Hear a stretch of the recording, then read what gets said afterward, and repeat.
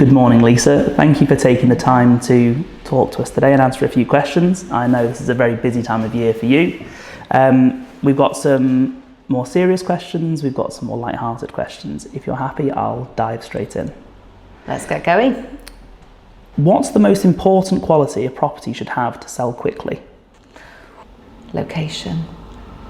It's a real cliche, isn't it? Location, location, location. But I think probably if I was to choose, there are many, many things, but location is often key in any market, but probably particularly in this market. Yeah. How do you see technology, AI, virtual tours, etc., changing the property industry? Oh my gosh.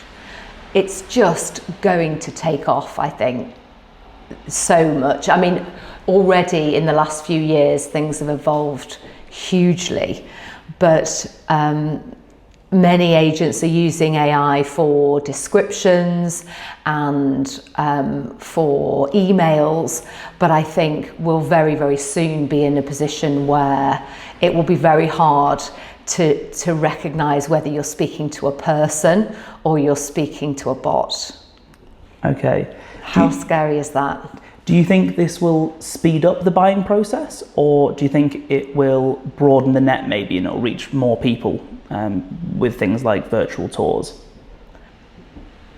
It should make the process easier. I mean, it's amazing. Lots of people use video AI, and you can now take a YouTube video and it can be cut into many, many different frames and reach. And I think use that with the algorithm of social media and the power of the phone. I think it's got to help us find our ideal home. It's got to speed up finding a property. What it would be great to do is if it could actually help us get across the line quicker. Yeah, absolutely. I guess that's a whole other question. But. What's the toughest negotiation you've ever been a part of, and how did it end? Gosh, lots and lots of challenging negotiations, but probably the one that springs to mind was a recent, very beautiful home. Fairly tough negotiation in terms of getting to the price, but then there was a standoff about a tractor. Sounds crazy. I nearly offered the tractor up because it nearly impacted the sale of this very, very expensive home.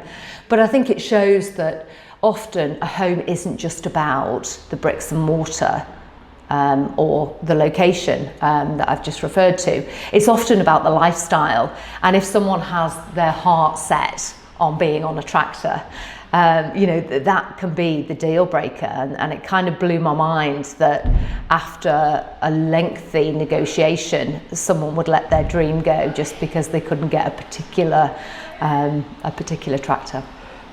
That does sound difficult. And the important question is, what colour was the tractor? Oh, it was red. Yeah, perfect. It makes complete sense then. How do you handle properties that just aren't selling? Great question. It's not one size fits all for a home. I think often it's about an approach to, reaching the right client. So sometimes that's about using different channels. I mean, it might sound crazy, but TikTok is a huge element of the marketing that we do, for example. So I think it's just sometimes about thinking outside the box. So for example, we had a sale a few months ago where it had gone a little bit flat, the market, and we did a Facebook Live and got quite a lot of interest on Facebook Live, and it ended up selling the property. So I think it's just about having a fresh approach. I've also got a snow machine, and last Christmas we did quite a successful social media campaign. I know it sounds crazy, with a Christmas tree and a snow machine. And when was this filmed? What time of year did you film it? If you're pretending there's snow. Well, it was the day before Boxing Day, actually, okay, and I had right. A nice rainy day. Yeah. But yeah, I think sometimes it's just about thinking outside the box and thinking, is there another angle that that we can go at it about? And it makes life a bit fun, doesn't it, if you can kind of not restrict your thought. Yeah, absolutely. What is your personal checklist when preparing a property for the market? Obviously, there are many, many steps going to market, but I think for me personally, it's about thinking about the avatar of who is going to live here, and almost trying to step into what they're like, where they shop, what's important to them, you know, where their kids' school, just making sure that all angles are considered. Yeah, absolutely. So they were our serious questions, and now for a few not so serious questions, if that's okay. Yeah. What's the strangest thing you've ever found during a viewing? So my answer isn't about viewing, actually. It's about a valuation that I did a few weeks ago.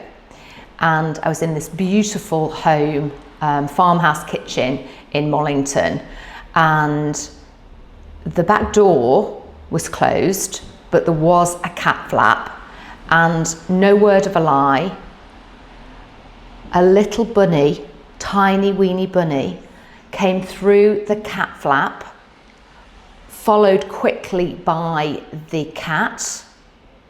In the middle of this valuation, I stood up with my with my hands in the air, screaming for this poor bunny, and fortunately was able to wrap it in a tea towel and managed to take it outside, way away at the far end of the garden, and left it there. It was a tiny weeny little bunny. And you're sure it wasn't a pet bunny that you accidentally put out to the wild? No, but I did feel a little bit concerned that I really was quite scared for this bunny, and did try to grab the cat. Yeah, I think in that instance, I think that's completely fair. Yeah. If you had to live in a property listing photo you've taken, which one would it be? Ooh, I'm a little bit torn on this one. Last year, I sold the middle apartment in my family home, Diva House, which is just by the suspension bridge. So that's probably it. But a few years ago, I did 25 Unique Homes of Chester, and I photographed my grandfather's house, which is Wishing Steps House, which since a small child, I've been completely in love with.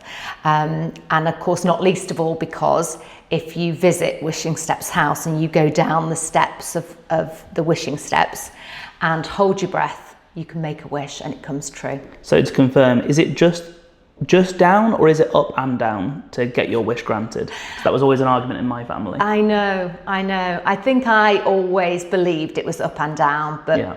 Okay, I'll make sure I hold my breath for a little bit longer next time. So here is some slightly more, is a slightly different question, I suppose. What's the most unusual feature you've ever seen in a property listing? At the moment, we're selling a very beautiful house in Christleton. It's not yet come to market, but it has got the original staircase from Eaton Hall in it. So when the fire happened at Eaton Hall, there were many elements of the hall that were taken out and repurposed in other homes. And on this particular home, they've got 2 of the original doors, which are incredible, and the original staircase. Wow, that must be amazing. I'll look forward to the listing photos for that. If you could sell any famous building in the world, which would it be, and how much would you and how would you pitch it? Oh, it would have to be Buckingham Palace. The quaint little property in the centre of London. I think I would have to pitch it for the fabulous garden parties with free-flowing champagne. But be careful of people peering in through the windows. Yeah, a lot of persistent visitors, I think. Have you ever had to keep a straight face during a house viewing, and why? Again, I'm not going to do a viewing, but I was on a property shoot not too long ago, and I was doing a walk through the house with the videographer. He didn't have his camera on, but I ended up walking in to the bathroom while the client was in the shower. Yeah, probably best it didn't make the cut, that one, I think. I know. Might have made it a bit more X-rated for YouTube. Okay, we'll move to a quick fire round. Yeah. Fast answers, just 3 to 5 seconds if you wouldn't mind. City or countryside? City. Victorian or modern? Victorian. Ocean view or mountain view? Ocean view. Would you rather show a home in the rain or during a heat wave? Heat wave. And finally, what's your favourite Chester building? The cathedral. And why the cathedral? Oh, I just think, yeah, I mean, I'm fairly religious. When I sing hymns, I cry, but somehow the cathedral just seems to have always been a very important part of my childhood, and feel so fortunate to live in Chester and be able to enjoy it. Okay. And the final question, what advice would you give to someone considering joining CAP? Yeah, I think that CAP is a brilliant community, and it's a great opportunity to collaborate with other property professionals.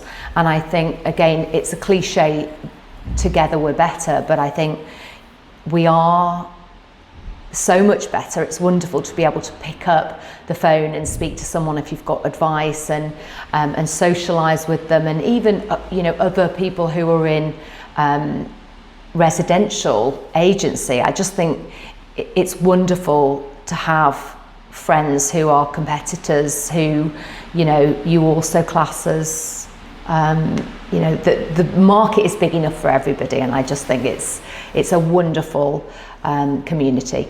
Yeah. I'm very, very pleased I'm a part of it. Yeah, and I would absolutely agree. Thanks very much for your answer. So Annie, who was interviewed previously, put a question forward for whoever would be interviewed next, so yourself, and she asked, what advice would you give to someone considering joining CAP? I would suggest absolutely join, throw yourself into it. It's a fabulous community, incredibly friendly, really supportive, and it's a great opportunity to collaborate with people in other avenues and areas of the property world. It's not just about the fabulous dinner, it's so much more than that. So yes, great question there, wasn't it? Yeah, I would agree with you.